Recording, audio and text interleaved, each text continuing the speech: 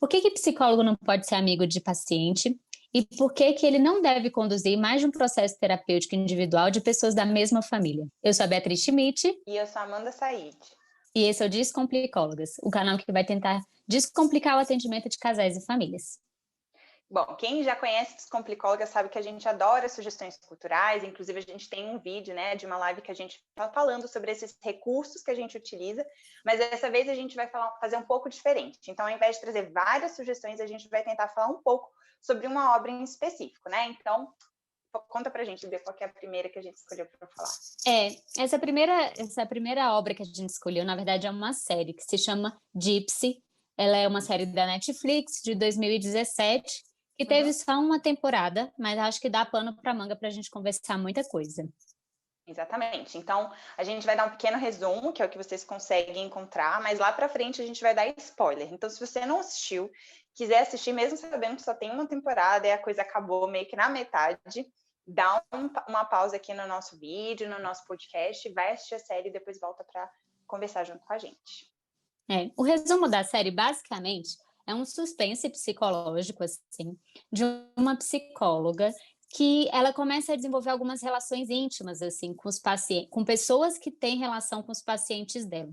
E essas relações que ela vai desenvolvendo vão virando um pouco tensas, vão ficando um pouco perigosas, inclusive para o papel profissional dela. Sim, então a gente poderia comentar vários aspectos dessa série, né? Ela traz uma perspectiva assim bem extremada desse envolvimento.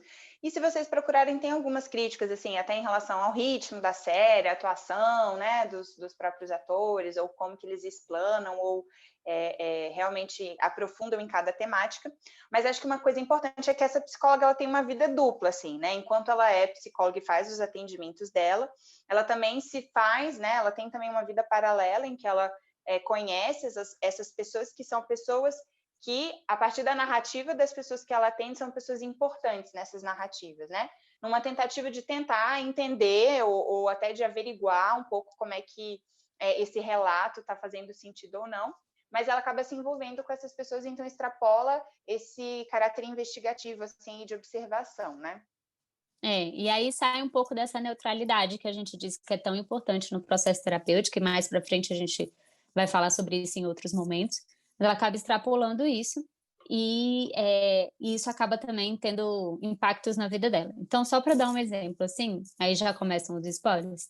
Tem um dos pacientes, os pacientes geralmente trazem ali relatos de conflitos conjugais, familiares, ao longo da série, né? E aí, por exemplo, tem uma paciente dela que fala muito da filha, que é muito relapsa, que não tá nem aí para ela e tudo.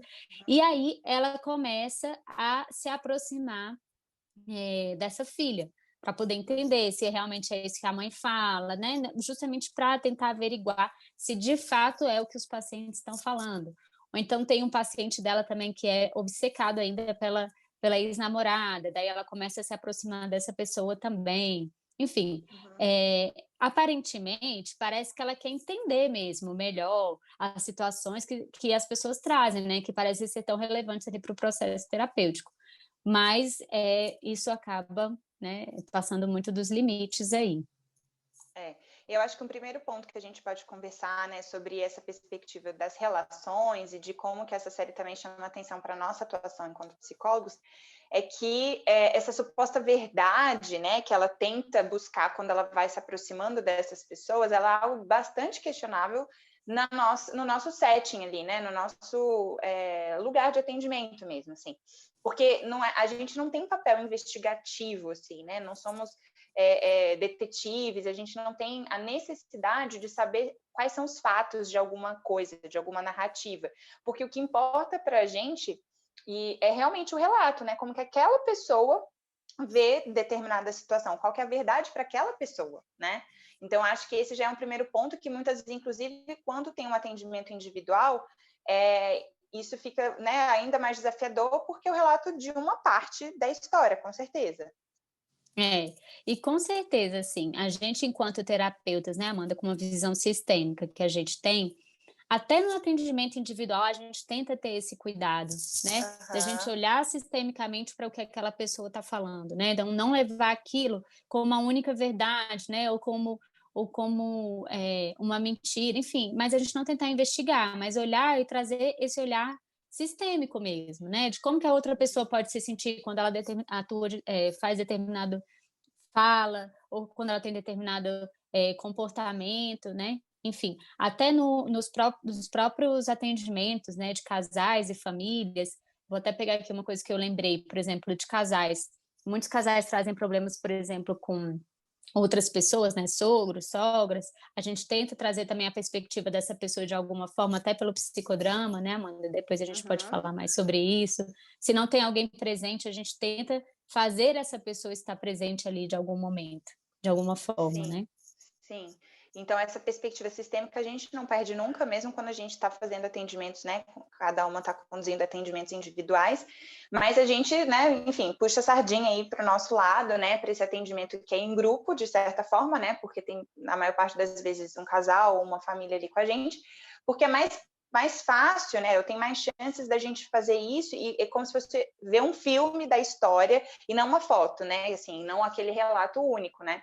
Então, eu acho que essa é uma das riquezas desse atendimento conjugal e familiar, né? A gente poder realmente ampliar e ver várias partes. A gente faz várias metáforas, assim, para um é verdade para o outro, e o objetivo não é ser juiz ali, dizer quem estava certo e quem estava errado, né? Mas tentar, inclusive, mostrar como que é possível várias coisas serem verdade ao mesmo tempo.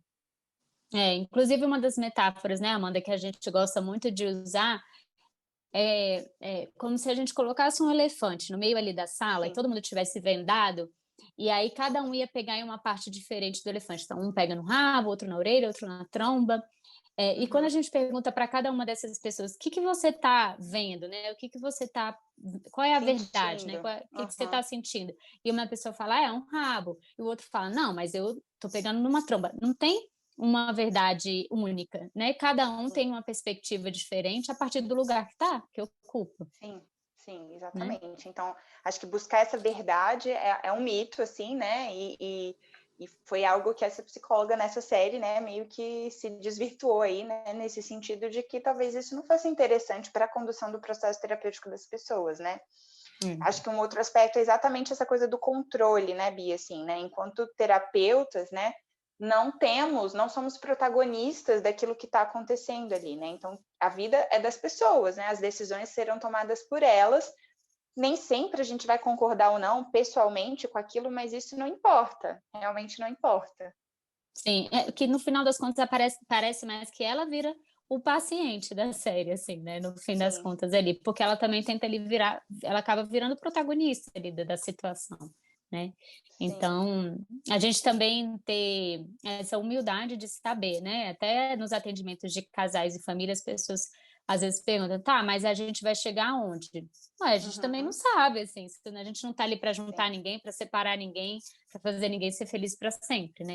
Então, essa Uhum, coisa do controle mesmo que a gente não tem. exatamente. E acho que tem uma outra questão importante, assim, que é o impacto que essas histórias, né, que o envolvimento dela com essas histórias, o impacto que isso gera para a vida pessoal dela, né, da personagem. É claro que nessa série é um impacto bem importante, uma vez que ela realmente passa a viver, né, ali algumas vertentes dessas histórias, mas de toda forma acho que esse é um outro assunto que muitas vezes a gente ouve, né, e a gente se depara, que é como que a gente às vezes se identifica com as narrativas, né, com as histórias que estão sendo expostas no consultório, o que que a gente pode fazer para que isso não seja um empecilho, para que isso não seja visto como um problema. Sim. Porque geralmente, né, o que acontece é quando a gente se vê muito motivado, né, no sentido de emocionalmente vinculada àquela história, né, se a gente fica com muita raiva de determinada pessoa, Uhum, ou muito feliz, não sei, a gente também é necessário a gente olhar, assim, aonde que isso também está pegando na minha história, né, para que uhum, isso não interfira. E muitas uhum, vezes a gente consegue se dar conta disso, eu e a Amanda principalmente, é conversando uma com a outra depois do atendimento, de falar, nossa, eu uhum, fiquei com muita raiva porque acontece isso comigo, ou uhum, então, muitas vezes, levando para a supervisão, né, a gente consegue se sim, dar conta, mas espera aí, por que que isso está mexendo tanto com a gente, assim, né? Por que sim, que isso está incomodando tanto, assim, né? sim, sim. Porque a ideia é que a gente consiga ter essa neutralidade, assim, de alguma forma, uma neutralidade parcial que a gente vai conversar depois, ali no atendimento, né. Sim, é porque é uma neutralidade, né, quando a gente está falando de casais e famílias, que ela se dirige a todos de forma igual, assim, então no fundo não é que é zero, né, na verdade é a mesma pontuação de empatia, de proximidade de forma igualitária entre todos, né.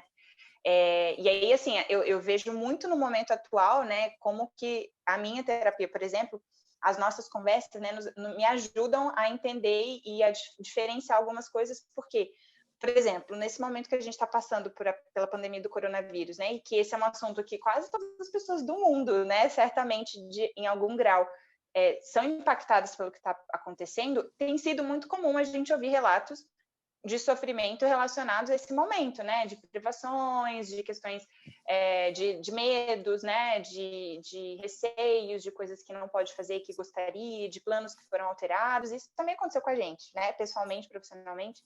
Então, a gente sente parecido, às vezes, com as pessoas, né? Nesse caso, principalmente. Então, a gente precisa ter um autoconhecimento, a gente precisa ter momentos para pensar e elaborar essas identificações, né, essas coisas que a gente sente parecido, e é por isso que terapia para psicólogo também é algo que é fundamental, né, Bia? De que a gente sempre esteve em um Total. processo terapêutico, né, supervisões, como a gente estava mencionando, assim, mas ter esse autoconhecimento, inclusive de ao invés de negar que isso está acontecendo, de se dar conta mesmo, assim, assumir isso e não necessariamente encontrar nesse fenômeno um problema, né? Exato. Isso você falou é muito importante, assim, né, de cada um estar no processo terapêutico. Nós, como psicólogos, eu acho que inclusive é uma responsabilidade nossa com os nossos pacientes, para a gente realmente conseguir se diferenciar desses problemas, o que que é meu, o que que é do outro, o que que está incomodando o que é em mim, e que no fundo eu acho que é um grande aprendizado também, né, Amanda? Às vezes os pacientes trazem questões que a gente, cara, que é tão difícil para a gente lidar e que a gente se dá conta de que não, tá na hora de eu trabalhar isso, assim, né.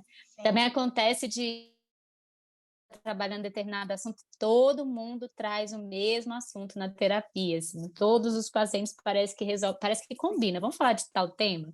E aí é justamente sim. também o que tá pegando pra gente ali, né. Então as É. coisas E não.